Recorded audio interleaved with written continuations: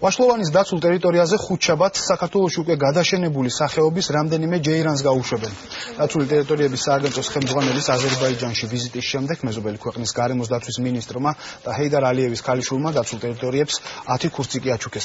მომდევნო ეტაპზე კიდევ 150 ჯეირანის შემოყვანა იგეგმება. საქართველოში ქურციკები წარსულში თურქეთიდან შემოიყვანეს, თუმცა მხოლოდ ერთმა გაუძლო გარემო პირობებს, ამიტომ ამ ეტაპზე ვოლიერის ნაცვლად მათ ბუნებაში გაუშვებენ. ცხოველების გადაადგილებას კი GPS აპარატებით დააკვირდებიან. გაფორმდება სათანადო დოკუმენტები. ჩვენ ვაპირებთ პირველი 10 ქურციკის შემოყვანას და მათ გაშვებას ვაშლოვანის დაცულ ტერიტორიაზე. ეს არის მეტად კარგი საქმე ბიომრავალფეროვნების აღდგენის კუთხით, აი ამ დაცულ ტერიტორიაზე, ვინაიდან ჯერნის პოპულაცია ამ ტერიტორიაზე ადრე იყო, რომელიც შემდგომ გაწყდა. მას ჩვენ ვაპირებთ დავილაპარაკოთ ადგილობრივ წყემსებს, რომ არ მოხდეს მათი მხრიდან ჯეირნებისთვის აუცილებელი ჰაბიტატების ასე ვთქვათ განადგურება.